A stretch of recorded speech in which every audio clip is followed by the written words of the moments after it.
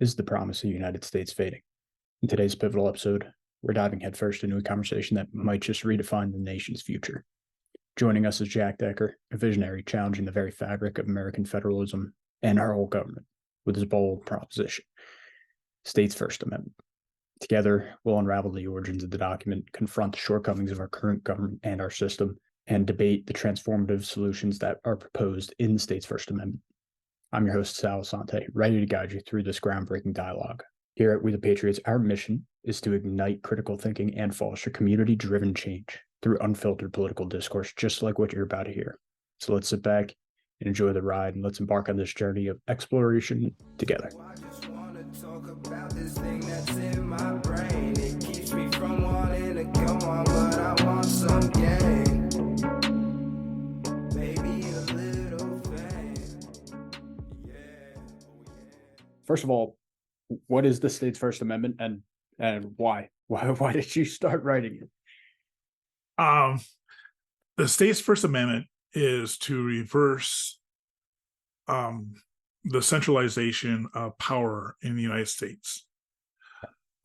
Is our founding fathers in the United States did not want a powerful central government.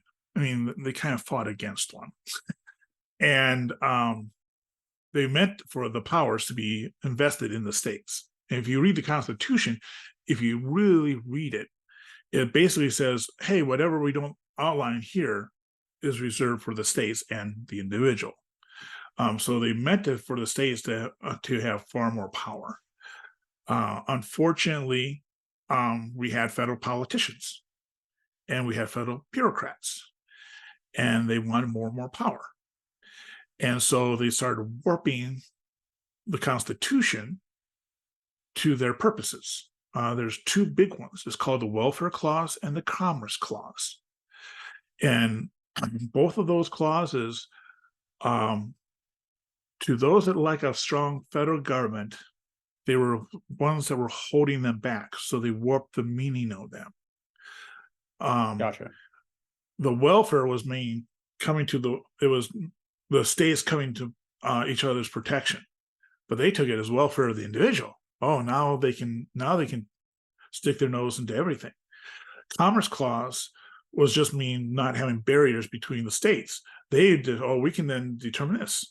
They'll stick their nose into commerce, and because of their warped interpretations, and you can research it. Just research Commerce Clause, Welfare Clause, U.S. Constitution, and you'll see what it was meant to be. And you read about the founding fathers in their own words, what they felt those clauses actually meant. And then you see people that wanted a strong federal government, how they warped it, how they got the Supreme Court to go along with it. The first break in the barrier for I don't like using federalists because federalists actually means states. So strong federal government was the Commerce Clause was for railroad traffic, and a lot of people say, and I've encountered this since I've been posting this amendment on Twitter. I've been answering a lot of questions. It's very interesting how people, oh no, this is not the way it should be, and they're just like, well, what would it be without the federal government, regulating commerce? Okay, well, for more than the first 100 years of our country, the federal government had no role in it. It was in, I think, 1888 that they finally cracked the Commerce Clause, and they made an exception for railroads. And just like anything, once the dam has a crack, it just bursts open. Once they can crack into it, then they can widen it. Just like the Social Security, a lot of people don't know because they don't read up on it, but Social Security is only meant for widows and orphans. Widows as in female widows, not widowers, just widows and orphans. Wow. And then that was the crack they got in. Well, and then think about it. The pitch was, don't you want to help out widows? Don't you want to help out orphans? I mean, talk about two groups say, yeah, I'm against those damn widows. Screw those orphans. Tiny Tim, let's throw them into the fire. So, we can't do that. So again, crack. And then they just look at what it is now. But with my amendment, it is to essentially reverse the crack that these how they warped the Commerce Clause and the Welfare Clause, so that now the federal government can dictate everything. They can stick their noses into everything, and that was never what the founding fathers meant for the federal government to be. The federal government was always meant to be a very limited, very small government, and it was to be basically in subservience of the states, not the other way around. I mean, originally, until again, cracking the law, cracking the dam, senators were appointed by a state senate. A state senate would appoint two senators to the U.S. Senate. Okay, so well, that's not democratic at all. That's elitism. That's elitism. They should be directly elected. Cracking the dam, opening it on up.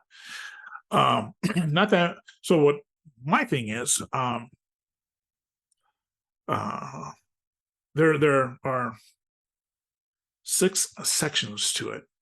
I don't know if you want. I can get it up if you want me to read it and go section by section.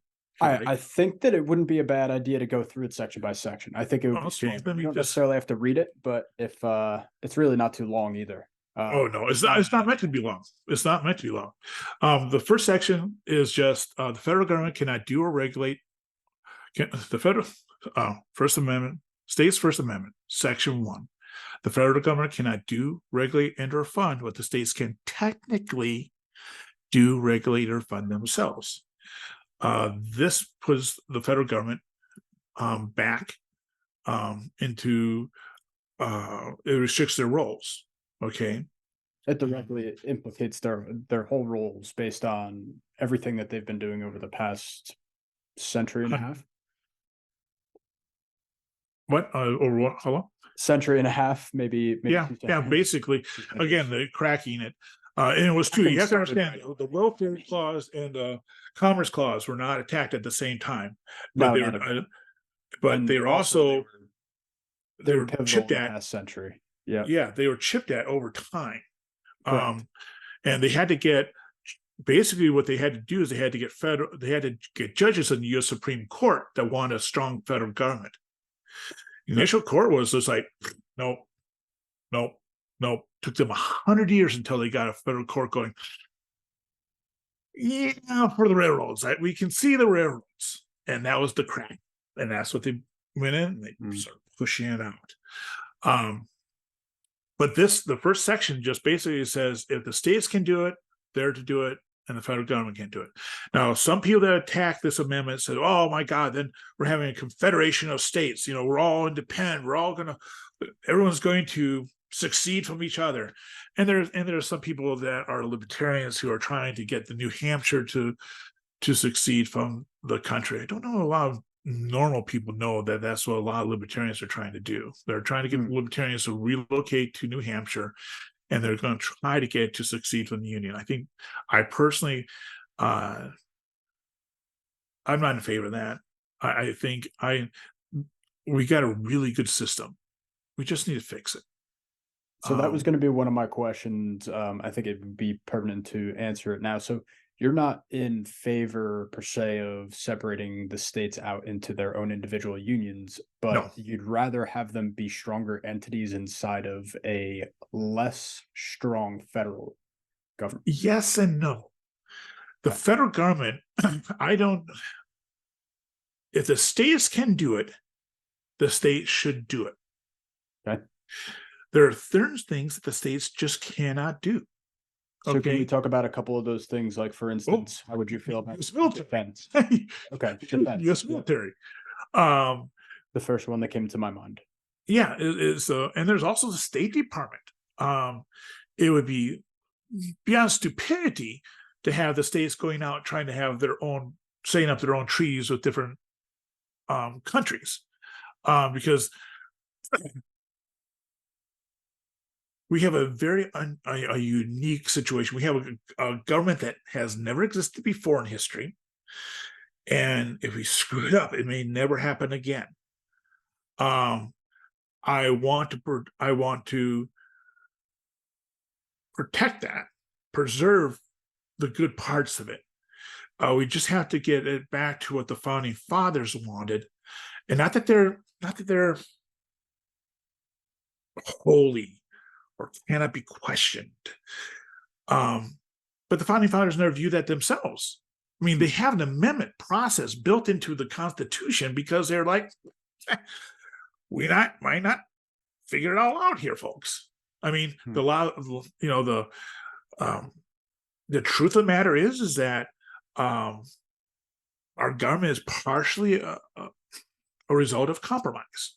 Okay, when our founding fathers wanted to build it together, the northern states wanted to have the House, what we would call the House of Representatives, for their time, more like the House of Commons. Think of Parliament. We're from England. Okay, we're from England. The northern states wanted to be just like we're in England. Well, just be democratic. The more people you have in your state, well, the more votes you get. The southern state going, what? Then then New York's gonna dictate everything to the rest of the country. And so the southern states are like, no. 2 votes, 1 or 2 votes per state. That's it. Okay. Mm-hmm. We did have truly an Einstein, a genius. His name was Benjamin Franklin. Beyond doubt, genius. One of the most fascinating people ever. If you have time to go read a couple of biographies from Angles, it's fantastic. I love it. Speaking to the viewers, he is a fantastic read. Very interesting life. He had many muses. And he adapted himself to what he needed to be. When he was the diplomat in Europe, he put on the whole Appalachian bumpkin persona.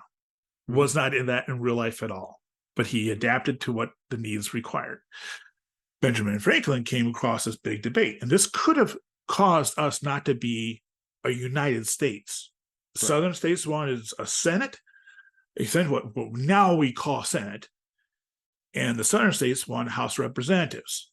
And Benjamin Franklin's Einstein move was, let's have both.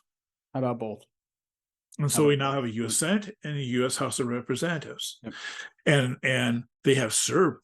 They have served in the past. Again, we need to. This amendment is going to try to help make them what they should be. But essentially, what is the old saying is an old time saying that laws go to the Senate to die. No. Okay. So what you're saying though intrigues me a lot. Have you heard of Herb K, or the 1964 plan? Okay. So I'll share this with you after our show because it's a very comprehensive, very well thought out. I wouldn't necessarily agree with a lot of these solutions, but the problems are well identified. I would say even by someone like yourself, you'd agree with them in America, especially. And one of his true beliefs was that we have to, in a way, remove, he thought, at least the Senate from being directly democratic. And I find it interesting to have you mention something similar. Well, it used not to be. The original Senate was appointed by the state's senates. Each state had a Senate. The only state that doesn't have it is Nebraska. They have what's called a unicameral. I would not go that way, and there's reasons for that. And maybe if we talked about the further sections, that will, I think, is even dealt with in like the next section. Let me call up the next one.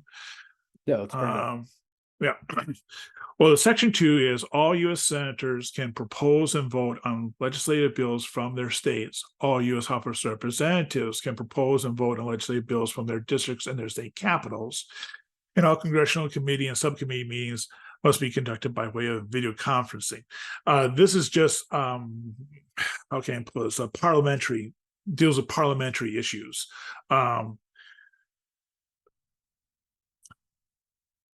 in the Senate and House, you have to be in the Senate or the House to vote, technically. That's why you have, like, I don't know if you've heard in history where they've had actual senators that are essentially almost on their deathbeds or very, very sick, being rolled into the Senate to vote on the bill. Right. They have loosened that since, just like they recently loosened it because Fetterman will refuse to wear a suit and tie, so they loosened the dress code for the Senate because of him. And then they had to rein it back in because everyone started making fun of it. Oh yeah, I mean, oh my God, I was so hoping. Have you ever seen these dinosaur costumes that you walk around? Yeah, I was so hoping that Rand Paul would walk in and do a speech in a dinosaur costume, just make fun of it, you know. By the way, that guy, I think, I'm sorry, but I think that stroke did him some good. If you listen to some of the things he's been saying, like, go, holy smokes, I don't disagree with that. You know, I mean, Fetterman, the guy that had a stroke in the Congress. I haven't heard much from him. Yeah, do a little research on him. As he's made some statements. I think it's because he just doesn't give a shit. You're hearing he just does not care anymore. Before the stroke, he was a politician, just flat out politician. After the stroke, I think he just doesn't give a shit anymore. That's why they had to change the House rules because he couldn't do it. Then he eventually, he now wears a suit, you know. But yeah, I'm very surprised by some of the statements he has made. Not that I don't know everything he's done, but I don't think he's the same person that he was before he had the stroke. And personally, I think he's probably a better person now. And he just doesn't care. He's just like, I think he's actually just, I don't think they can control him. And they're afraid the Democrats aren't going to do anything to him because, you're going to beat up on a stroke victim? Yeah, that looks really cool.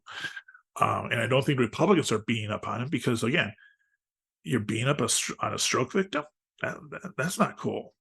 But anyways, you have to, by parliamentary rules, the rules just means the rules of politics in a body. You have to physically make it. You have to propose your bill.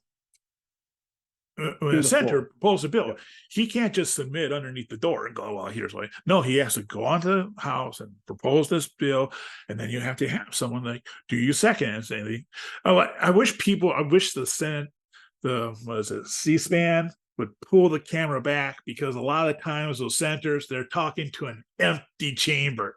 They're acting like, my colleagues, there's no one there.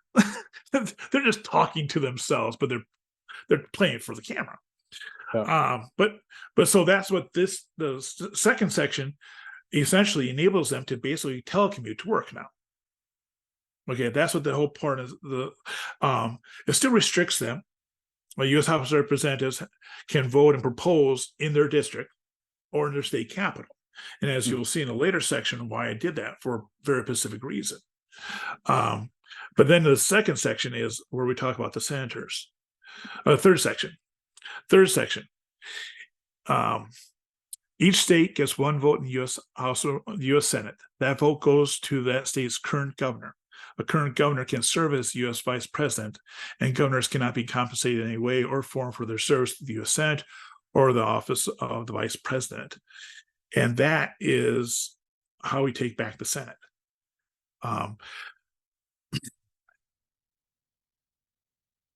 When our country was formed, there was two ways to get to the capital. One was by horse, and the other was by boat. Trains didn't exist at that time.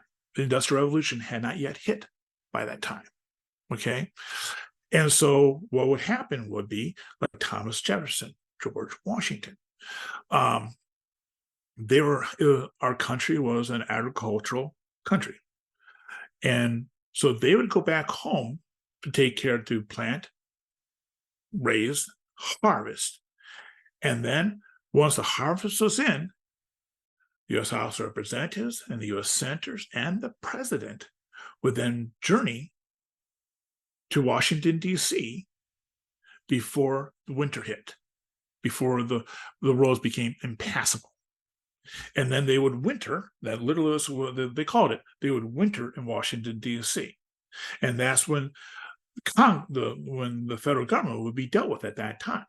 Would be, and then when winter ended, the roads thawed, the mud dried, and it was now possible for you to go back on those. And they're all mud roads. There's no pavement, there's no gravel. It's just mud road. You got to a city, you had bricks. Okay, that's how you had it. But then they would travel back to their farms, and they would be done with politics for the year. You know, they would correspond with each other. We have fabulous correspondence between the founding fathers over the summers, over the harvest. Break. Yep. Yeah, the break. They would write to each other, and some of them kept them. Although one of the most famous exchanges was after they were out of politics was between Adams and Jefferson. There we have their correspondence. It's just unbelievably fascinating. You know, even how they died was fascinating.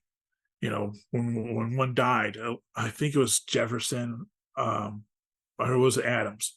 He says, "Well, at least Jefferson lives," and Jefferson died on the same day. You know, on July 4th.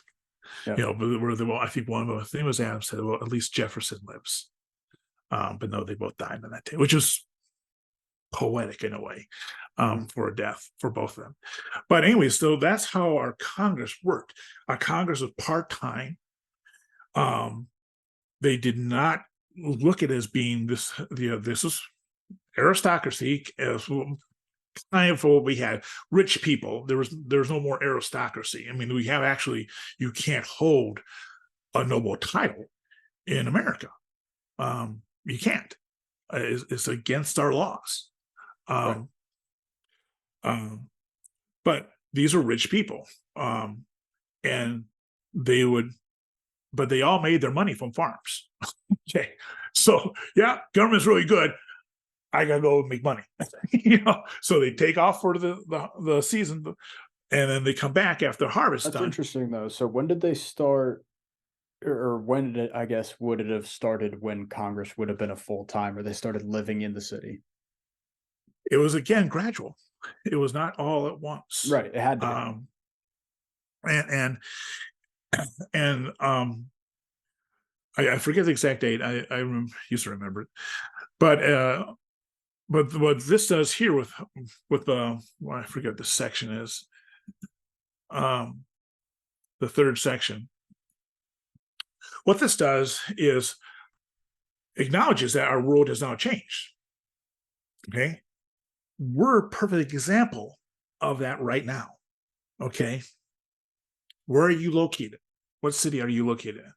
I'm out in New Jersey, northern Jersey. So what city? We'll call it Montville, New Jersey. Okay, I'm in Iowa City, Iowa. Okay, what we're doing now was never possible back then. Right. Okay. So the reason why we had a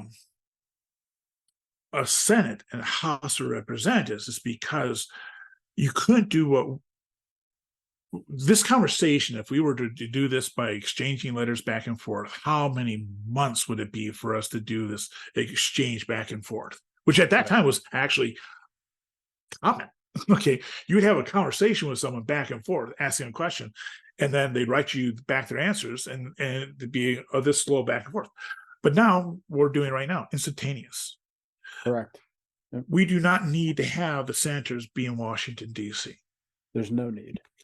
There's no reason not full time. However, I would say, and it is one thing I was curious about. Does your amendment propose that there is no longer any in-person debating, any in-person meetings? No. Well, they have. I think it's in section 2. Let's see. I believe it's section 2, the part, all congressional committees and subcommittee meetings must be conducted by way of video conferencing. So they can still have debates. They just don't have to be next to each other. Okay. And I think that's actually good for our democracy and for our government to not have them be physically and next to each other. Washington, D.C., some people like calling it the swamp. It corrupts, I think, people. You see U.S. senators, U.S. House representatives, the new ones, they come in there, they're all idealistic. And then a lot of them just, they become part of the machine. Are there exceptions to it? Yeah, but they're so rare. That's unreal. Ron Paul, his son Rand Paul. But they're rare. And also you have to understand, they love it there. U.S. senators and U.S. House of Representatives love being in Washington, D.C. Yeah, they do not love being back in their home states. In their home states, the people view them as servants. I voted for you. I put your ass in office. You're going to freaking listen to me, okay? In Washington, D.C., oh, yes. Oh, yes. The bureaucrats treat them like royalty. The lobbyists wine and dine them, literally wine and dine them, not figuratively. They take, if you want to go to some of the most expensive restaurants in the world, go to Washington, D.C. You'll see senators and House Representatives there, and they're not paying for any of the meals. The lobbyist that they're with is picking up the check. Okay, they're literally wined and dined there. They're treated like royalty. And then all of a sudden their heads just start getting bigger and bigger. And yeah, I guess I really am important. Oh my God, I'm a genius. Oh, everyone should listen to me. And because it's like Hollywood. What makes you want to go back home after being pumped up like that all day? Yeah. It's like Hollywood. Okay, you see this with actors and actresses all the time. Some of them actually believe their press releases. No. Okay. It's way before your time.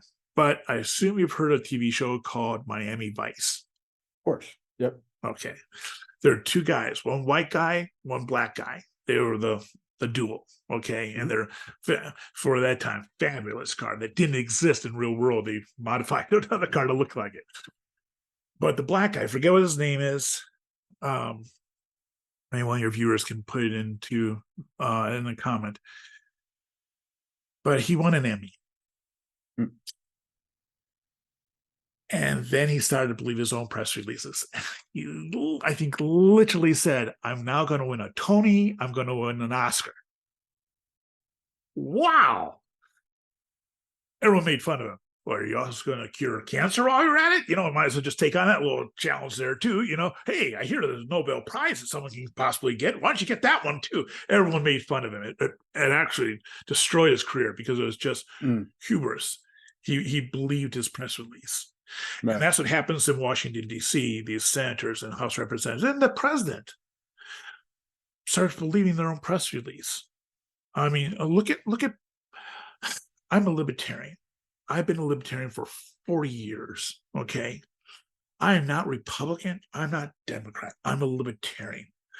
Card-carrying libertarian. Have voted for 40 years libertarian, okay? I'm just saying that so that what I'm about to say next, I'm not a trumpeter. I don't know what you'd call Biden supporter. Bidenomics, baby. But look at Biden.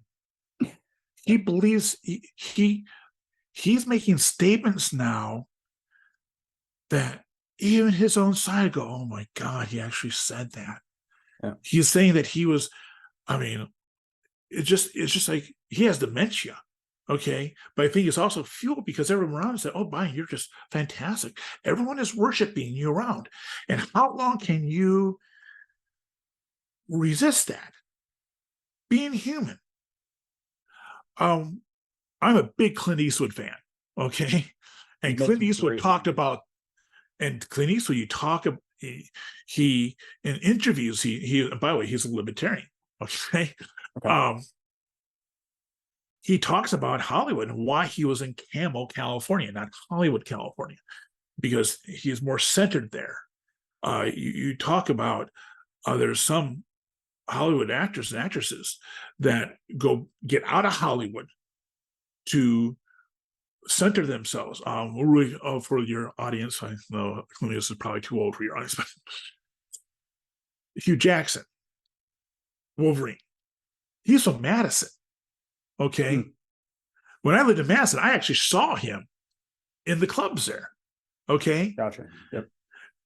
And I had a lady friend of mine. She knew him directly. And he's coming back here to get out of Hollywood because he's in Madison. He's Hugh Jackson. Okay. He's not Wolverine. Okay. And there are some actors and actresses that do that to get them out of there, because the press agents, their managers, the studios, the reporters, the paparazzi, they treat them like royalty. And sometimes that does something in their head. Goes, I must be a walking god. Maybe they should worship me like a god. Kind of like if you read up on the history of Caesars, the rulers of Rome, sometimes it just went to their head, and they literally had proclamations proclaiming them as gods. Okay. And I think that happens in Washington, D.C. It's just like Hollywood. They're there. Some of them, I don't think they mean it to happen to them, but it does. And some of them were that way before they even came. Because you can't be a politician running for Senate, not even a House representative, without having a massive ego. Okay. And Washington, D.C. feeds that. And so what I'm doing with, I think it's section 3. Yes, we just wrapped up section 3 on the last part. Yeah, with section 3, and then we might as well do section 4 here, because they're both related. In section 4, it says each state's votes in the U.S. House of Representatives are equally divided amongst all of that state's current state assembly members. Each current state assembly member is also a full member of the U.S. House of Representatives, and none of them can be compensated in any way or form for their service to the U.S. House of Representatives. What this does in these two things is it takes the Senate and gets rid of the senators. Magic trick. Poof, they're gone. We give those votes essentially to the governors, which, oh my gosh, what are state senators to do? They are to represent their whole state. What are governors? They literally do represent their whole state. There's only one governor in each state. So they're already representing their state. What I'm just doing is giving them a say in the Senate. And I feel this is where, and then for the House Representatives, I'm eliminating them and taking their votes. Say you have a state that has 10 votes in the House Representatives. Their state assembly has 100 members. Each one of them, those 100 members, then gets 1/10 of a vote in the House Representatives. So when they vote, 0.1% of a vote is what they control. So they vote for something, and eventually this adds up to whatever it's going to be. It's going to be a fractionals, okay? But we'll find out what's more popular. Well, what those two things do, those things there is, well, we'll use the easier one when I talk to people about this, is the governor. Right now, every governor represents their state. I don't think there's a single governor that would not say, oh, I don't represent my state. That's your whole point, okay? Okay. So the point of the U.S. senators was to send a representative from that state to the U.S. Senate so they could represent the interests of that state in the U.S. Senate. Well, now with Zoom technology, okay, telecommunication technology, the telephone, whatever is needed to be voted on, the governors can do that. And the governors have a very vested interest in whatever bill is passed by the U.S. Senate, because that's going to affect their state. I mean, I don't know of a single governor that does not have an opinion on whatever laws going through the U.S. Senate, because they know that directly will affect their state. And there's many governors come out and speak out on what they are for or against that bill, et cetera, if you ask them, and they were informed on it. Well, this just gives them like, no, you really do have now the vote in it. You have a 1/50th of the power of the U.S. Senate. Basically, instead of having 2 U.S. senators, you have 1 senator, and that's the current governor. The U.S. senators are represent the state. The governors do represent that state. But here's the neat thing about it. U.S. senators are only federal politicians. How can they affect the world? There's only one option for them. We'll pass a federal law. Governors are like, we could, or we have this little thing called a state law that I have far more impact on than I would ever have in the Senate. I am one governor as opposed to 1 out of 50 governors in the U.S. Senate. Right. So, and then not all states, there's no state almost.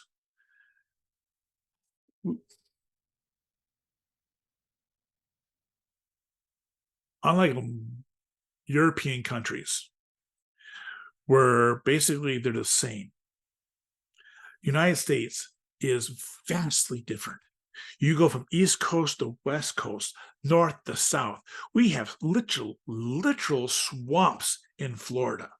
We have a desert in Texas.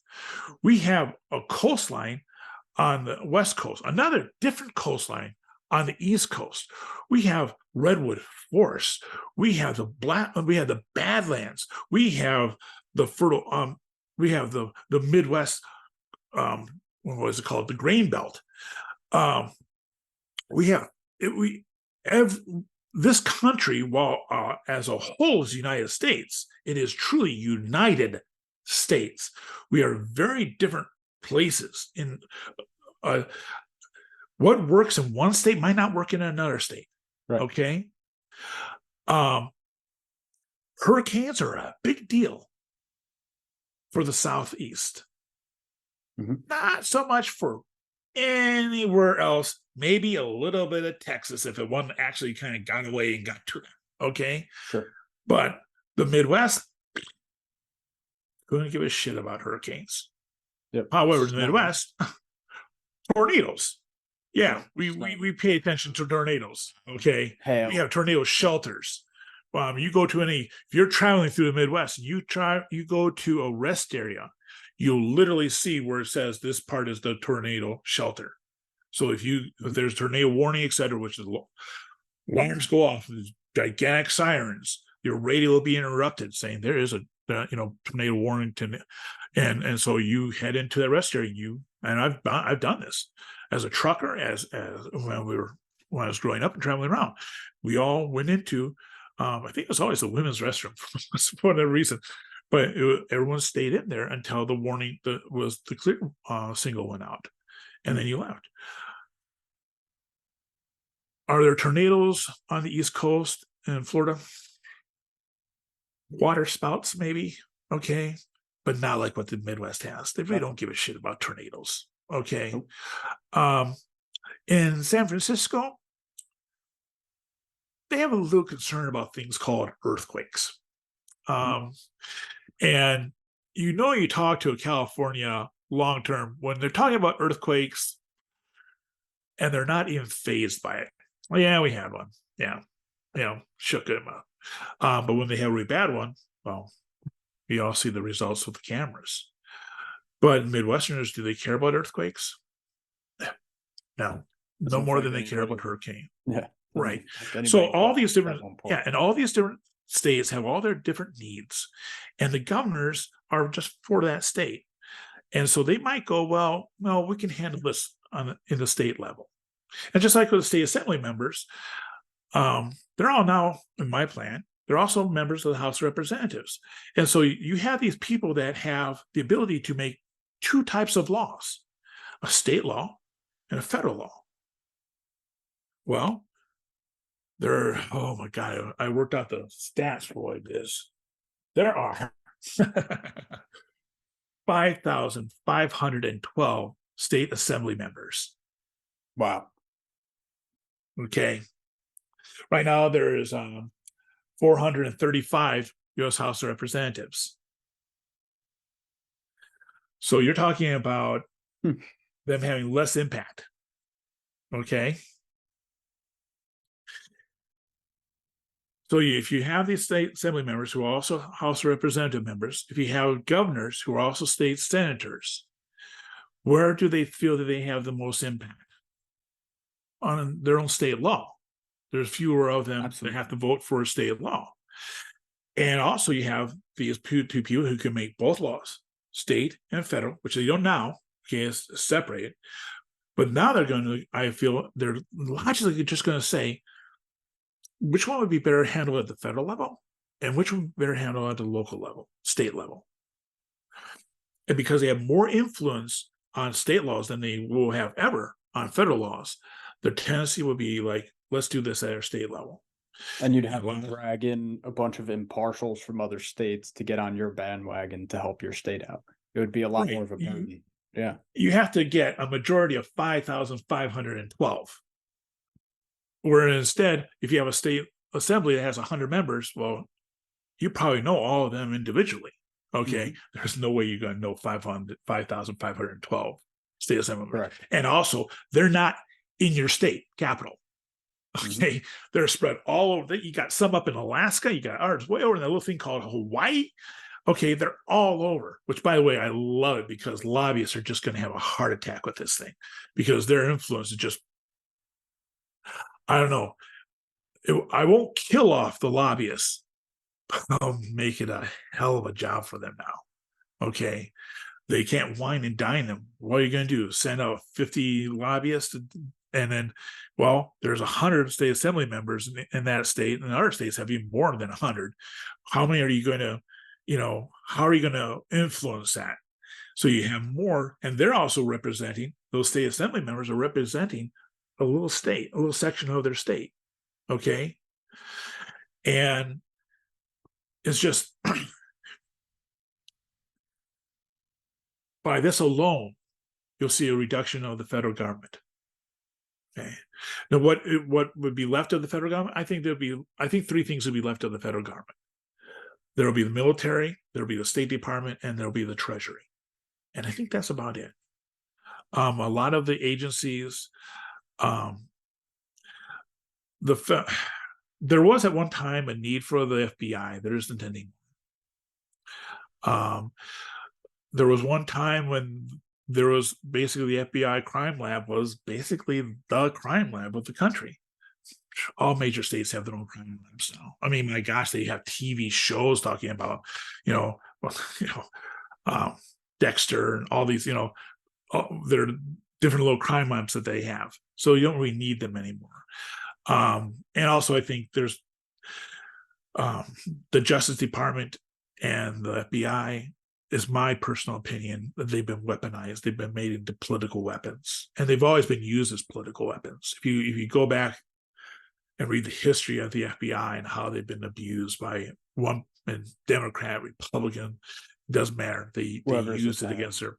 Yeah, I mean, what you're seeing right now with the Justice Department is no better. And I think for my amendment, oh my God, it's a blessing as far as my amendment goes, because it just shows that the Justice Department is a political weapon. The FBI is a political weapon. And there's really no need for them. I've talked to constitutional lawyers about this amendment, and I've asked them. I was going to ask you that. Okay. I've asked them, is there any need for the FBI or the Justice Department? And not one of them says, no, there's no need for them. There really isn't. And it can be handled. But anyways, this gets them, the power goes back to the states. And now you have politicians can make both federal and state laws, and they have most influence on their state laws. So I think the only thing that's going to be at the federal level is the ones that we can't do this here in our state. U.S. military. Although I think the U.S. military is going to be drastically changed by the states. Because right now we have, forget how many, I should look that up for later interviews. I forget how many thousands of military bases we have overseas.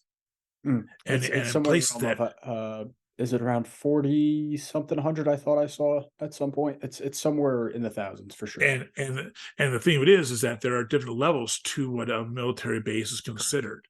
Absolutely. A lot of people don't understand that every U.S. embassy is essentially a military embassy. They're not cops. I think, what are the Marines? The ones that do the U.S. embassies? Is that the Marines? That doesn't sound right, but it's not a just army officer. It's a yeah, they they're have, trained. but it is we have, and so there's also, and there's bases. Then there are, they have so many. I was in the military. There are so many different levels to what you call it, but there are soldiers everywhere. Okay, and this is with the United States being the political police, the global policeman that the federal politicians want to be, because this is how they can shine. Okay, you have to understand, a lot of our being a global policeman is because the federal politicians want to say, "Hey, look what I can do. I'm not insignificant. And at least I can do is send them money. I mean, it's the cheapest thing they can do. We'll send you money. Oh, we'll have soldiers over there." Because they want press, they want coverage. That's how they get reelected. Everything's about being reelected. But if you take them where the governors are like, I think a lot of governors are going like, this isn't our problem. I'm dealing with so much shit in my own state. I don't want to take care of the shit in your country. I couldn't agree more. I think that sounds, I think it would definitely lead to a reduction. I would hope that would be the immediate reaction to. Well, I think what's going to happen is that a lot of the state and governors and the state assembly members are going to be looking at how much are we spending? How much are we spending overseas here? If we move those soldiers back to my state, that might be a positive impact on my state. It's a job. Okay. And then you bring them back, and then do you really need a standing army in states? And the truth of the matter is, you really don't. But what do you need in every state? Almost every single state, a National Guard. And a National Guard serves a real purpose, because they're activated when shit hits the fan. Okay, they're the first ones activated. I mean, the National Guard in the Florida, probably the most proficient National Guard in the military, because every time a hurricane comes in, they're like, "Okay, I'll see you later, dear." I mean, but in the Midwest, we have blizzards, and the National Guard will get out, and they'll use those military trucks. They can go through anything, and I've seen it happen where they'll just go out and they'll do whatever needs. A tornado goes down, it's not the cops. National Guard shows up, and they have big signs that say looters will be shot. And who's going to shoot them is the National Guard. And you don't mess with the National Guard, because they're dealing with all other shit that's going on this time. So the National Guard, hurricane, earthquakes, tornadoes, any natural disaster, the National Guard is activated. Mississippi floods, the National Guard is active. Not the National Guard. People don't. I think we need to have a different name for them. Maybe like the State Guard would be a better one. Maybe makes sense. Yeah. State Guard, because when you say National Guard, like, oh, everyone's coming in. No, it's just your state's. It's the state's National Guard. National Guard. Guard. It's hard to explain. Yeah, because the governor is actually the head of the state National Guard, which is kind of weird, because they're National Guard, but you're the state governor. But every state National Guard answers to the governor, and it's the governor that activates them. Everyone's waiting for the governor. I'm from Platteville, Wisconsin, right near the Mississippi. I lived for many years in Dubuque. We have floodgates, literal floodgates in Dubuque that will shut when the river gets too high, and people go down there to watch it. And then you go up on I think it's called Dika, and you see the height of the Mississippi River, and then you see the low ground on the other side, and you're going, boy, I really hope that gate holds up. Because if that were break, it would flood the entire downtown area. But who does that? That's the state's National Guard. Right. And they're out there doing sandbags. They're out there. They're the ones driving around in the boats, getting people that have been stranded. They're doing they're doing stuff that people don't like talking about, but they're doing the corpse recovery. Yep. It's just part of their job. Every National Guard has what we would call coroners in the civilian world. Okay, they're the ones that go out and get the body. They bring them back. Now they turn them usually over to a local coroner, but someone's got to get the body. Right. You know, and the sheriff and the local police, they got their hands full. Okay, and the National Guard can bring in big machinery. I mean, you watch them when they're on the move. There's convoy going in, and those trucks they have the exhaust pipes way up, so they don't care. They right into the waters, and those trucks are designed to literally be boats. But anyways, I think what's going to happen is when those soldiers are brought back, I think a lot of the governors and the state assembly members are going to be going like, we really don't need a standing army, but we really would like to have You could more bolster the National Guard. Yeah, that So I sounds think like the a National Guard is logical going to plan. be increased, and so every state is going to have a much more robust and fuller National Guard, Mm. and that way, and then if we were ever attacked, we're never going to be attacked. There's just, I know some people talk about, oh, we need a U.S. military in case someone attacks us. No one's going to attack the United States. And this is not being bravado. This is not rah, rah, United States, oh, you're just a vet. No, the United States can never be attacked and defeated. It's literally impossible. You can nuke us and we're still undefeatable. Okay. We have more guns in the private sector than we have in the military. Okay. I'm a vet. Okay. You know how many millions of vets are out there? You think I forget how to use what I was taught when I was in the military? You think we have dementia? Oh, I walked out. Oh, I don't know what that is. Oh, that's called a gun. Oh my God. What makes it go? Oh, that's a trick. We know how it operates. Okay. You see them at the firing ranges. Okay. So you have this huge population of veterans who all own guns, who are showing off each other's their guns. Okay. They have their own little arsenals. They go out hunting. And if you really want to think about it, back in history, the first colonial army was just basically hunters. Yeah, it was all a bunch of hometowners that formed their own.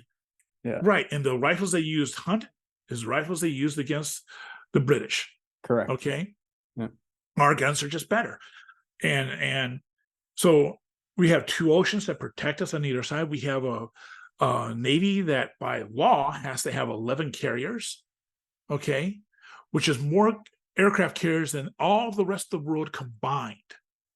Okay. Now maybe we should reduce down that. I would not be just in favor of that.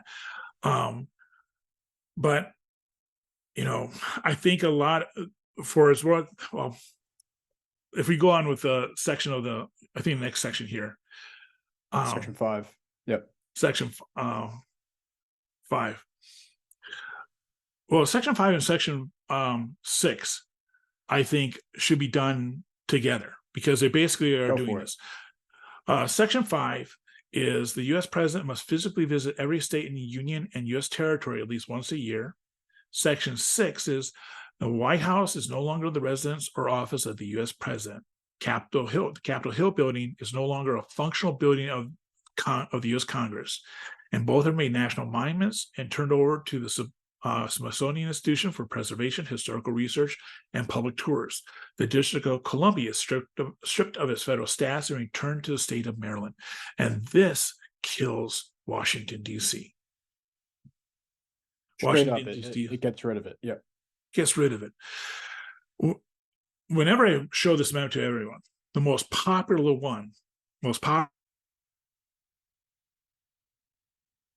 Section 5. Okay. For the president to go out and visit every state at least once a year. Whoops, I lost your video there for a second, Jack. Okay, I'm sorry. I don't know if you could still see me. No worries. Oh, here, let me see. I'll see if I can restart it. There you are. There we go. Whoops. There.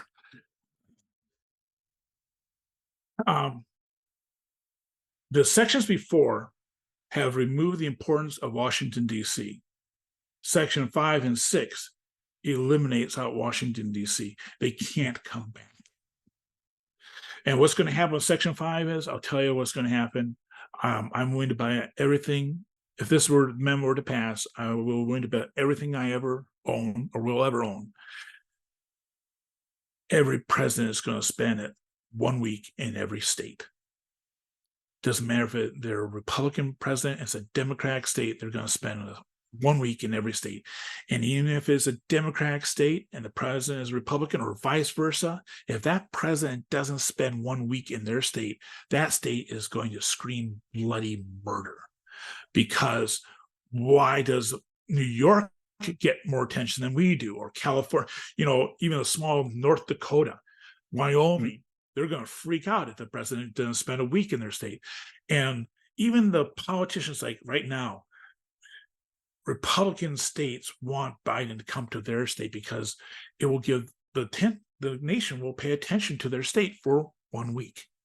The governor will have the ear of the president for 1 week. He'll take them around, showing them the things in his state. It's going to be for 1 week. Right, that state is going to for his election tour. Yep, his election tour, but he's going to show off the state. The president is, unless he's a moron, he's going to meet at minimum with the state assembly members. If he's a political moron, he won't also meet with their state senators. I mean, you just have them all together and just talk to them, have a session with them, have them so they can talk to the president and the president can answer their questions, because it gives them a chance to have the president's ear for a week. Even if they're violently opposed, I'm sure there's going to be Democrats. If Trump gets reelected, which I'm pretty sure he will be. Again, I didn't vote for him in 2016, 2020. I'll be voting Libertarian in 2024. But Trump's going to get reelected. There's just, I don't see any way that he will not get. The only way he will not get elected is if they assassinate him. Okay, that's the only way Trump won't get elected. But I will tell you, in New York State, even the most anti-Trump state assembly member and governor, while they may say, I don't want Governor Trump in my state, they'll damn well expect him to be in their state for a week. Because they want the immediate attention. Well, I don't like him. I don't like him. Just doing that. But behind the scenes, they're going like, thank you for coming, Mr. President. A lot of these politicians, they can for the state. Yep. Yeah, and they'll play for the cameras, but behind the scenes, hopefully they'll act like adults. Hey, thanks for coming here, and so on. And everyone will be civil and polite. I think we should have maybe the adults return to the room. And I think governors are going to be the adults in the room. I think the governors are already the adults in the room. And by giving them the powers of the Senate, we're going to finally have say it would actually be able to prove that claim. Yeah. Yeah. And the president's not going to be flippant to the governors at all. He can be flippant to them now because, well, they don't make federal law. They don't really do anything that affects his daily duties. Okay. But you give the Senate, you give 1/5 of the power of the Senate to each governor. Now you're going to see the president kissing some ass. Okay. He's going to be calling up, hey, Senator, how's the wife and kids? So and vice versa. The governors are, it's all about, and also think about this thing too. You want to be president today. There's really only 3 ways to be president today, realistically. Okay. You're either a governor or former governor. You're either a senator or you're a former senator. Or on the way things, these once in a lifetime things like Trump, like Eisenhower, okay, once in a lifetime individuals that come along, So in reality, there's really only 2 realistic ways for you to become. Those are Eisenhower, being a 5-star general for World War II. Doesn't happen a lot. Yeah. Okay. Yeah. Multi-billionaire who became a reality star, CEO of a major multinational corporation, kind of rare. Okay. You talk to a lot of them, and I've met lots of, being a marketer, I've met a lot of very rich people, and they have as much personality as a slice of white bread, soggy. Okay. they have coaches to try to give their annual speech to stockholders, and they fall on their faces all the time. Trump, he's a showman, okay, but he's always been that way. I know the liberals like to say, "Oh, he's just a reality star." No, he was a successful real estate mogul. That's what he was. That's what The Apprentice was all about. You're trying to compete to be his, assistant. That was the whole point. And he was being brutal. Okay, you're seeing him brutal. He was representing brutal corporate culture. You're fired. Okay, not gonna softball this. I don't have the time. You're out. Okay, now it became something else, but that was the initial pitch. Hey, you get to win a chance to be his apprentice, I think for a year was the whole thing. You get to follow him around for a year. Okay. Now and there's something else where you have celebrities, Penn Jillette, etc., where they're never going to be his apprentice. They're just want to be fired by him. But that's what Trump was. He was he was rich. He was from a rich family. But and I tell people that rip on him, and I didn't vote for him. Okay. But yes, he was a multi-millionaire. He became a multi-billionaire. Okay. And anyone bitches about him, oh, he just had everything given to him. Oh, so you're a multi-millionaire. They're like, what? Oh, you're a multi-millionaire, right? You have no problem. You're a well, and I never encountered one that says it. Like, no. But you have thousands of dollars, right? Right in your checking account, I have thousands of dollars. Well, so why aren't you turning that into millions? Okay. Because you can turn $1,000 into millions just as easy. You can turn millions of dollars into billions. They're just 3 decimal points. Just different figures. Yep. Right. So yeah, he was going to leg up, but the art of the deal. I read that in the 80s when he put that on out. Okay, he was already a star. The reality show just came later. Okay, right. And because of the art of the deal, because he was a celebrity going around. It only happened because he was a celebrity before that. Yeah. Right. But he's like Dwight D. Eisenhower. Very rare instance. Yeah, just like the guy. How do you pronounce his name down in Argentina? How do you pronounce his name? Is it it's some with an M. I can't think of it right now. It might be. But he's another one that will only come once. Oh, that's what it is. It's Malay, I believe. Yeah, he was a sports star. Yeah, that's what he was famous for. He was already famous, and he just ran with it. Okay, but normally you have governors and senators, either currently serving or retired, who are running for the presidency. Right. Now, my thing makes it.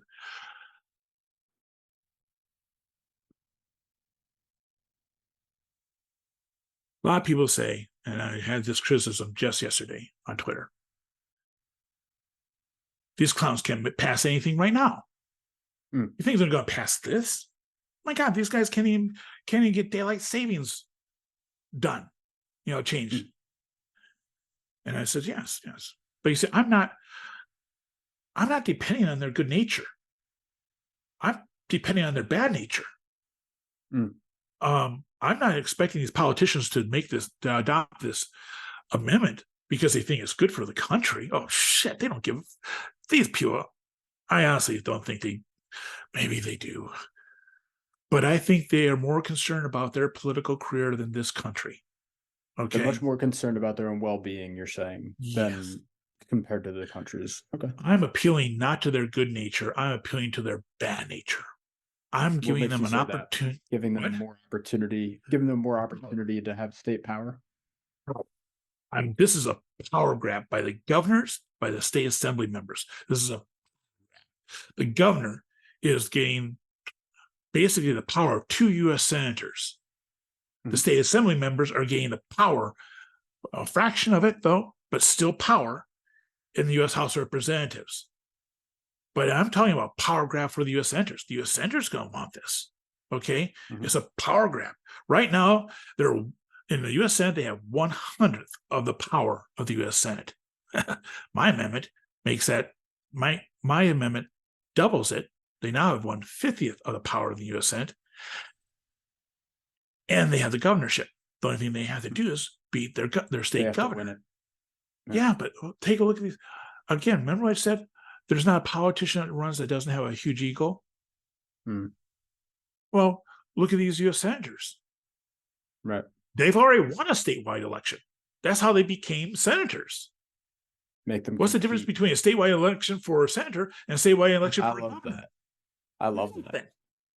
Nothing. So you don't think for a second, let's think of the biggest asshole in the U.S. Senate, or we can talk about, I'm a big fan of Rand Paul, but what is an asshole in the U.S. Senate? Can you think of one? McConnell. Okay. Well, I think, to be honest I think McConnell will, if this amendment passes, I think McConnell will retire. He's just getting. No need. Yeah, no need. No need to continue the suffering. No. But also he leaves on a high note. He leaves as the last president of the U.S. Senate as it was then. Right. He has every incentive to make this state's First Amendment happen because he will not be. Yeah. Okay. His legacy. Can you name me the president of the Senate 3 presidents ago? Presidents of the Senate. Very honestly. No. Not very honestly. No. But can you name the last of something? I mean, this becomes okay. McConnell has a chance to be a Jeopardy question. Right. Who was the last president of the U.S. Senate before it was the state's First Amendment happened? Oh, that'd be Mitch McConnell. He is now a Jeopardy question. But if this thing passes after he's already been in, no one's going to say, well, who was the second president of the Senate before it was? No one cares about that. They care about who was the last one. Yeah. So it's for his legacy, he will be the last one.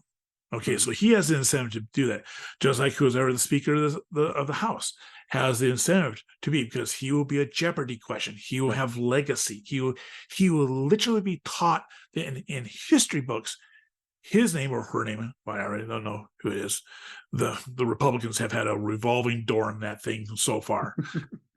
But whoever's real well. Yeah, but think about that. Think of that right now with the Speaker of the State Assembly. They're playing musical chairs.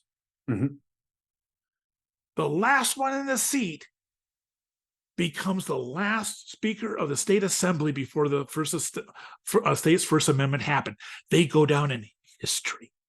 Yep. Okay, they have legacy. Okay, that gives that person an incentive to pass this, because otherwise you're just one of a long string, and everyone forgets it. You know, there might be some that might be remembered, like Tip O'Neill. Okay, but he was an extraordinary character. But all the other ones, will they remember Nancy Pelosi? Maybe first, I think, female Speaker of the State Assembly. But it's not as good as being the last Speaker of the House.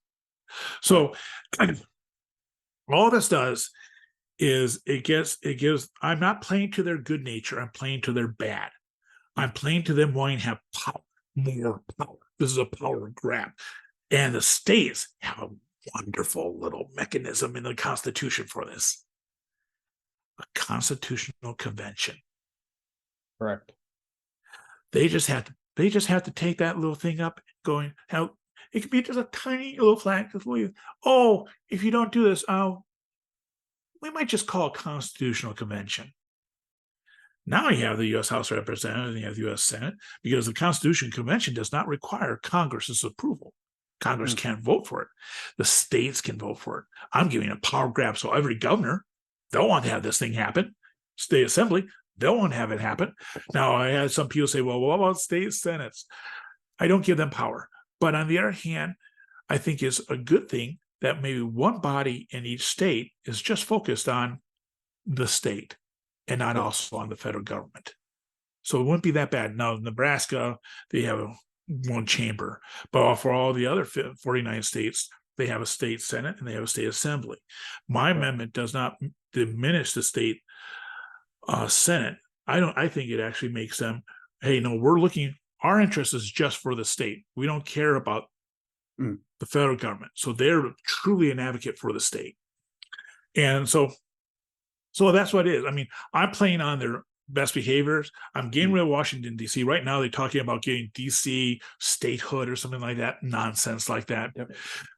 If you strip away their statehood, they're just part of Maryland, and they'll vote like Maryland. And I bet you, Annapolis is the state capital of Maryland. I bet you 10-1, they're not going to move the state capital to D.C. Right. Do you think the Maryland state politicians are going to want to have the stigma of DC on them? No, they're going to be like, no, we're Annapolis is just fine. And anyone that says, oh no, it's the biggest city, there are many states where the biggest city is not the state capital. Wisconsin, Milwaukee is huge. Madison's small. Yep. Illinois, Chicago's huge. And what is the state capital? Des Moines? No. But I mean, a lot of states, their biggest city is not their state capital. Correct. So I don't think that's going to be an issue with them. And then I guess we might as well tap on the last section. Yeah, let's hit the last section real quick, and then I think we can hit a few round out questions. Yeah, for sure. Okay. The last section is kind of long.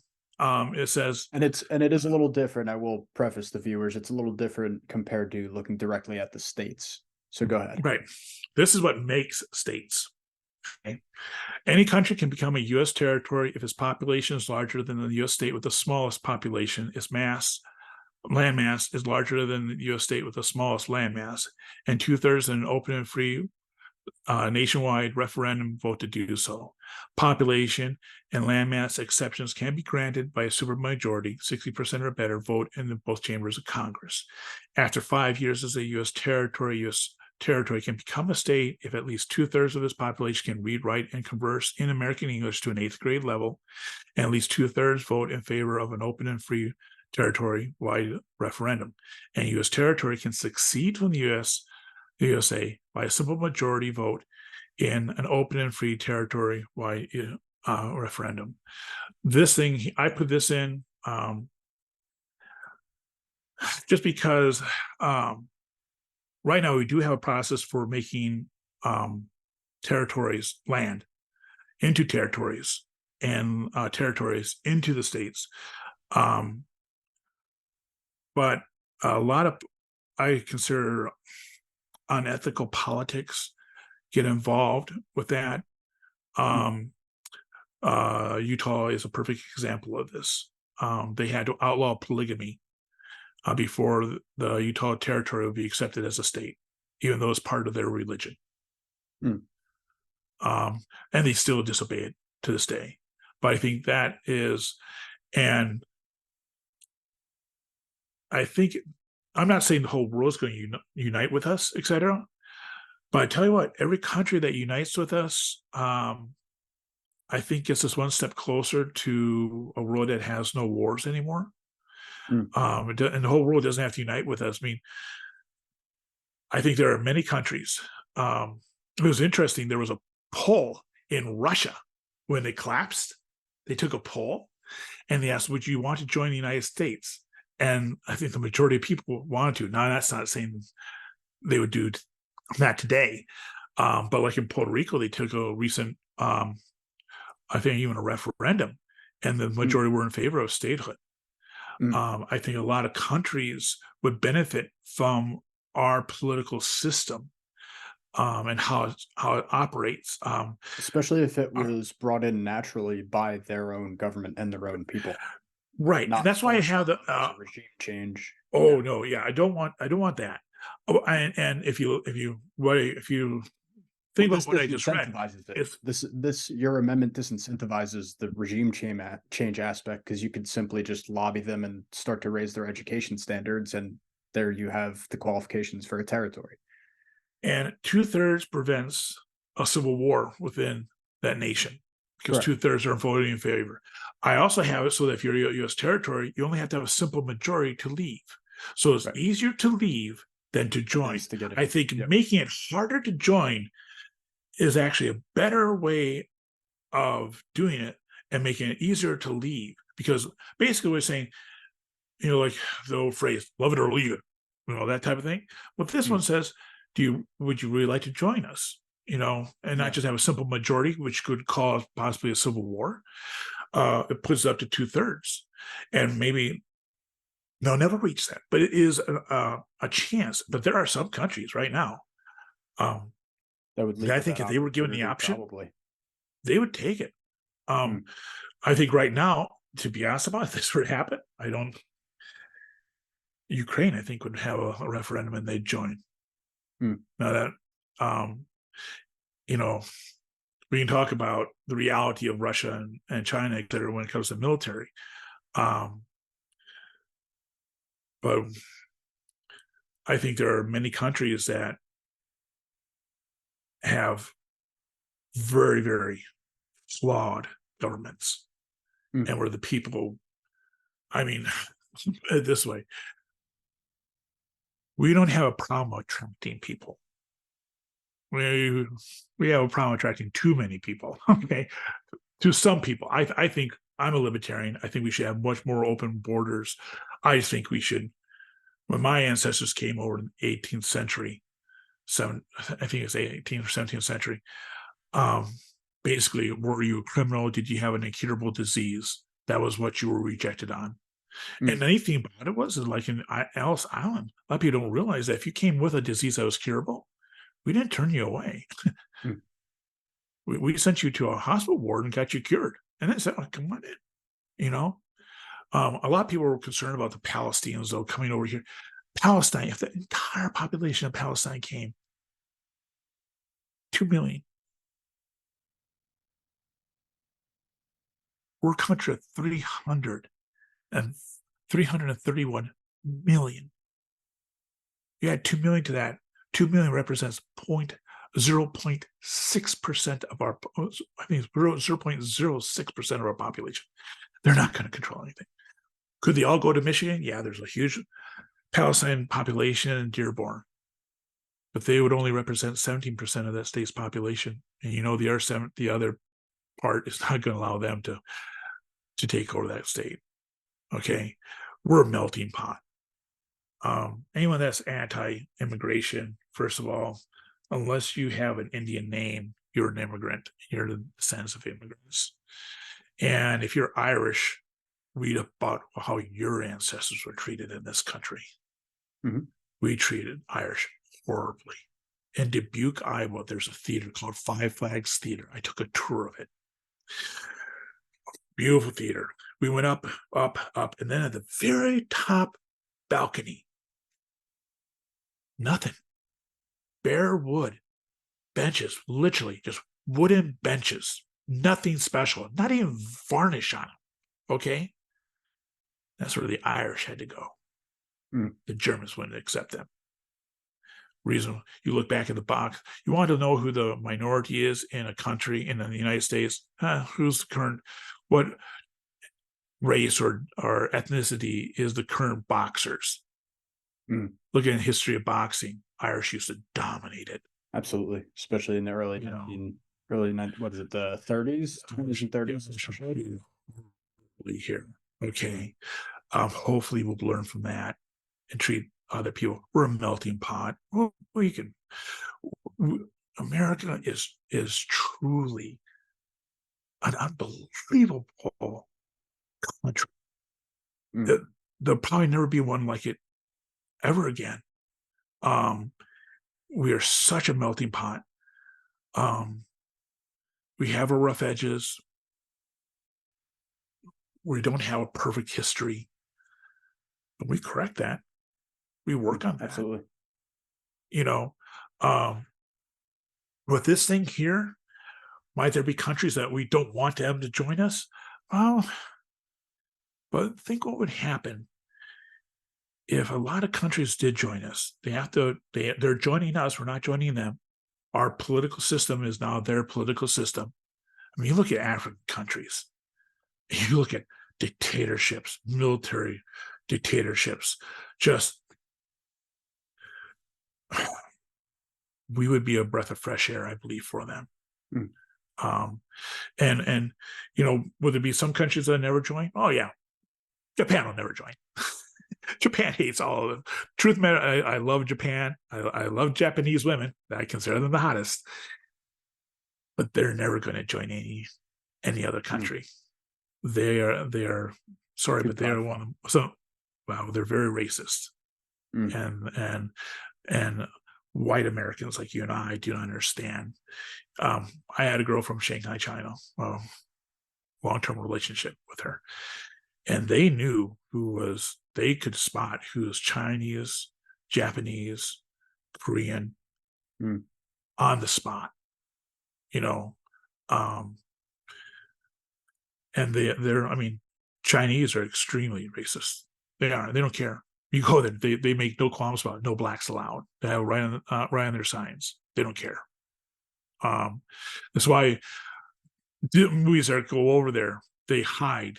If not even, if they have a black leading actor or something like that, they'll hide them. Like a Star Wars movie, there was a black actor, and they reduced down his role. The Little Mermaid, they made her skin look blue.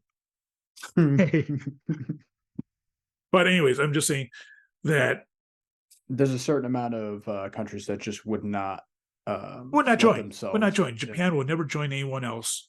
Obviously the Vatican would never join anyone else. They love their special status. There are countries, but then there are other countries that are just, I think, would be very much wanting to come and basically they get to cheat. They don't have to come up with our government. Let's just use it. I mean, right now in Africa, there's a country called Liberia. Okay. They right now call themselves the 51st state. Okay. And that's where we send all our slaves to. That's why it's called Liberia, means liberty. That's where we send our slaves to after the Civil War. Okay. And Abraham Lincoln, he didn't think blacks and whites could get along. And he was in favor of deporting them back to Africa. Right. Okay. I don't have that. I mean, I had no long-term relationship with a woman from Cameroon, Africa, and she's as dark as the artwork behind you. Okay. I don't have that aspect to myself. I more appreciate my best friend in college was from Pakistan. He was a Muslim. And one of the nicest guys I ever met, and I like our culture. Not everyone does, but I think if more countries were to join the United States as states,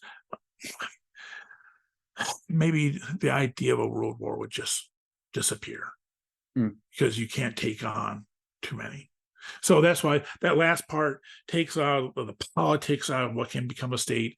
Also, I believe that you should be able to speak the language of a majority of the people in your country should be able to converse with the major language of the country you're joining. And it also shows, it's fair to say. And it also shows a determination. You actually do want to join. You want to assimilate. You want to assimilate. Yeah. You want to assimilate. And I believe that is the key. But, go to New York. There are Orthodox Jews enclaves, which is literally what they call them, that they're there. They're not assimilating. They don't want to assimilate. The Amish don't want to assimilate. Okay. And to me, that's fine. I guess I'd rather have a way that if a country, especially a country that is having really problems politically, and we're to have dictatorships, etc., and we're given a chance to join and not go back into the next dictatorship, I'd like to give them that opportunity to go, hey, yeah, let's just, can I join here? Can I now become a citizen? And all right, here we have. I mean, a lot of people don't understand. Our Constitution is, I think, the longest existing Constitution in the world. Is it? I believe it has to be, because I believe we were. I don't know if we were the first, but we were definitely France. France has had so many, it's ridiculous. It's like the changing of the seasons for France. I mean, they even had just recently one. It's like, okay, I guess, in our country here, reason why I advocate for our country being the country is because of our First Amendment. We are the only country in the world that has a First Amendment that's a constitutional right and is protected by an independent judiciary. Correct. No other country in the world has that. No other country. I mean, I've had people say, "Well, Sweden has that as constitutional." Yep, and they outlaw blasphemy. Okay. Well, that's a United Kingdom, portion. Australia, New Zealand. You can get arrested for a tweet. Yep. I tell that to Americans, and some of them are like, you know, they don't. No, that's not true. Yes, it's true. And then they go, you should see their faces. They're like, you know, like, yeah, you're telling me a bunch of holy shit. They're like, right. You, and is this, yeah. And that's why it's our First Amendment. It's why it's our most important amendment. And it's what makes us separate from all the countries in the world. Correct. Parliamentary countries, if you want to take to an American audience, a parliamentary country, take away the presidency, take away the U.S. Senate. The U.S. House of Representatives is your government. And they run everything. The Speaker of the State Assembly, like we have right now, the Speaker of the House. Okay. That'd be your Prime Minister. That'd be your Prime Minister, elected by the majority of the House. Okay. The judiciary serves at their whim. The parliamentary system has all power in Parliament. If the judiciary passes a law that the Parliament doesn't want, boom, law gone. We make it a pain in the ass to add an amendment to the Constitution. Okay. And we have an elaborate process, though, and our founding fathers made it because they want to be really hard. Do we make mistakes? Oh, yeah, we outlawed alcohol. That was a big mistake. And then we corrected it. Okay. And there are many amendments out. My amendment might forever be out there for all those amendments that never happened. And it could very well be. Again, I think my amendment has a chance because it enables governors and state assembly members, state governments to make a power grab. That's the only reason I believe it has a chance of succeeding. Honestly, no other reason. Not for the merits of it, not for anything. The only reason my amendment would pass is because it's a power grab by the states. But I have their power grab done in such a way that decentralizes power and makes it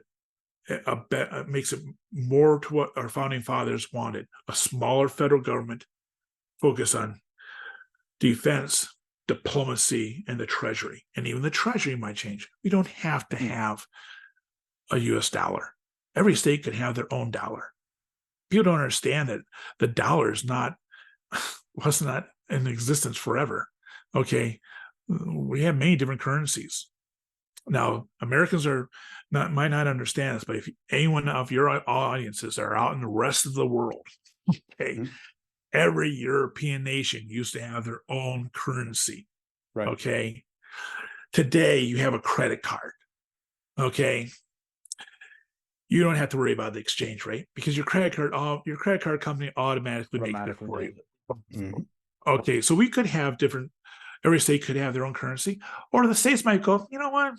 It'd probably be cheaper for us to just use one. Just use the dollar. Yeah, just use the dollar.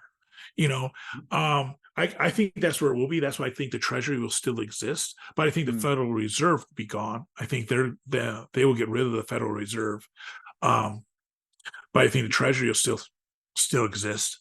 You know.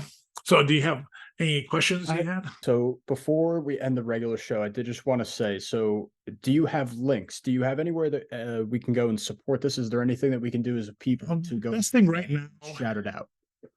The best thing right now is just my Twitter account. Okay. It's just Jack T. Decker at Jack T. Decker. I'm not. If you go to that, you'll see a link, and it's a link to the amendment. But it's just that's all it is. It's just the amendment. I commonly post the amendment and replies on Twitter. I'm letting this thing grow organically. I'm not trying to force it much.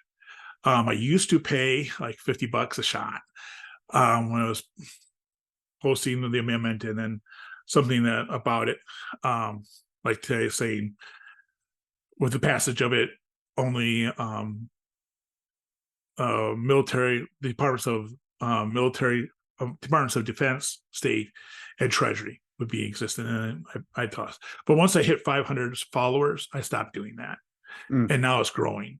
I knew that I need to have a certain mass, and then it would start to grow from that point on. And I'm almost up to 600 now without spending any money. I'm getting on like on your show. I'm on another. I've already been on another show, although we got lost. Is a vet, and we got lost on talking about vet stuff. I just went just a whole show tangent, laughing. Yep. And I'm going to be on his show again, so we can do what we just did on your show. But notice that I have I don't want to give his name, and I actually posted a tweet saying, "Hey, I got a very popular YouTuber who wants to interview me on a show." I mean,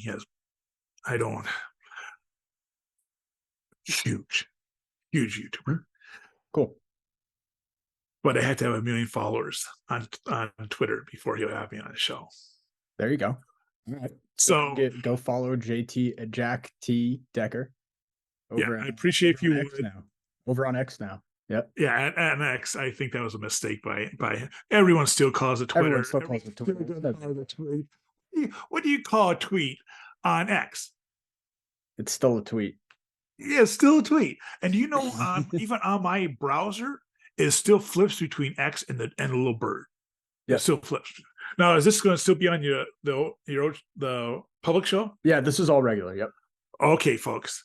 If you sign up for the mailing list, is that what they have to do? Yep. So all you got to do is just go sign right up for WeThePatriotsMedia.com. Yep. Okay, folks, you go over there, and because it's a little bit more selective, and if he wants to, I've been a 30-year marketer, folks. I can tell you exactly how it's going to go at the election, and you might want to have some fun with that. And we can also reference it back to the amendment and how the amendment is going to affect elections. And I was going to tell that, but we can leave that for the second part.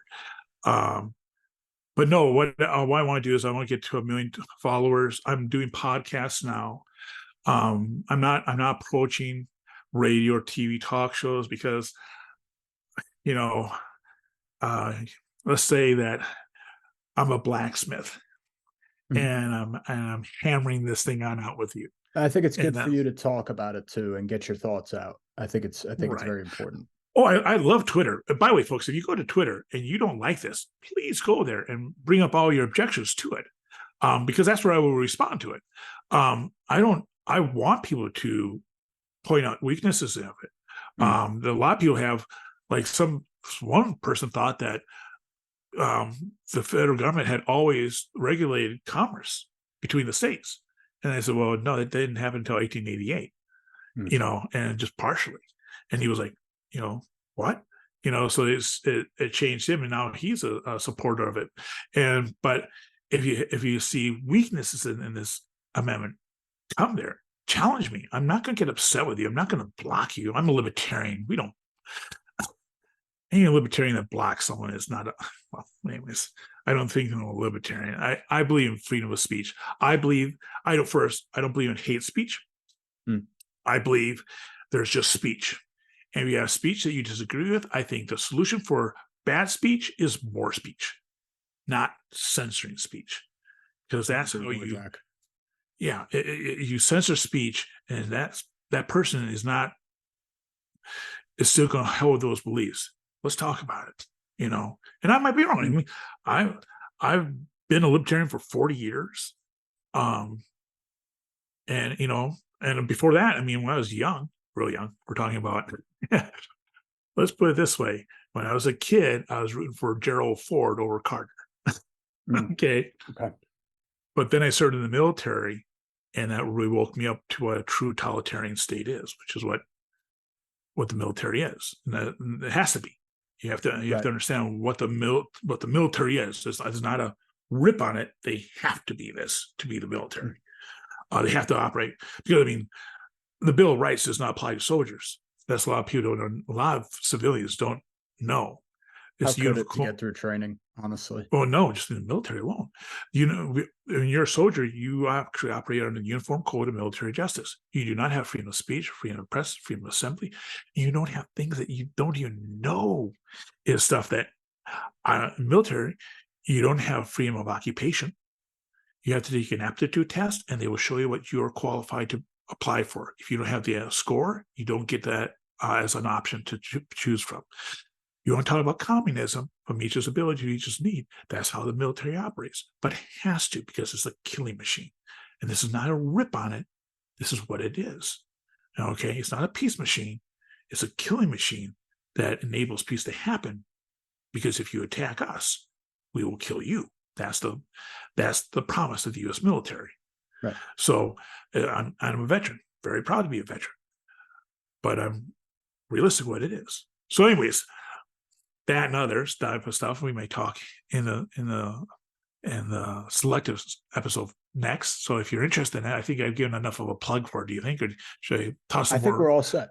I think all set. Everybody else can go catch us over there. I mean, this is already a great show, Jack. I hope we have a connection here to get just some people just fired up about it. I love the fact that I was going on your Twitter. I see you replying to people, giving comments back and forth, whether they're supportive or not. And to be honest, I think that's where it comes from. The more action that we can get over on X now, like I said, I hope everybody goes and hops on there. If you heard every part of this amendment, if you want to go read it straight through parts 1 through 7, go get your looks on it, go comment on it. You can go, I'll plug the channel in the description as well. That way you can go tag them directly.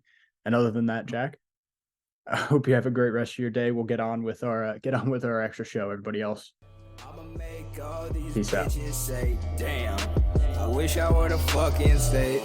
I wanna be something, not nothing. Trapped inside my dream and I'm running away from these demons. But the feeling's so good, I'ma keep dreaming.